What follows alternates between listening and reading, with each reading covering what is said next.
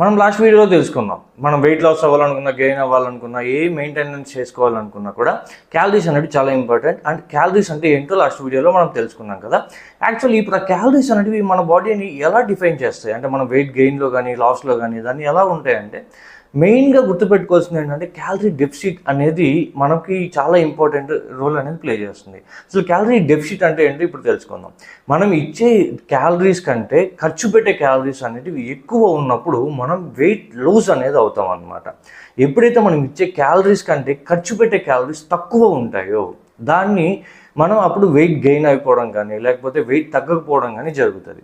ఎప్పుడైతే మనం ఇచ్చే క్యాలరీస్ ఖర్చు పెట్టే క్యాలరీస్ ఒకటే విధంగా ఉంటాయో, ఒకటే రేషియోలో ఉంటాయో అప్పుడు మనం వెయిట్ గెయిన్ కాము లాసు కాము అనమాట. వెయిట్ అనేది మెయింటెనెన్స్ అనేది అవుతుంది. సో మీరు ఎప్పుడైతే వెయిట్ లాస్ అవ్వాలనుకున్నారు కాబట్టి మీరు ఎప్పుడైతే ఇచ్చే క్యాలరీస్ కంటే ఖర్చు పెట్టే క్యాలరీస్ అనేవి ఎక్కువగా ఉండాలి. సో క్యాలరీ డెఫిషియెంట్ అంటే ఏదో ఐడియా వచ్చింది కదా. నెక్స్ట్ వీడియోలో చెప్తాను అసలు మనం ఎలాంటి క్యాలరీస్ తీసుకోవాలి, క్యాలరీస్ ఎన్ని టైప్స్ ఉన్నాయి, ఇవన్నీ కూడా. Stay tune.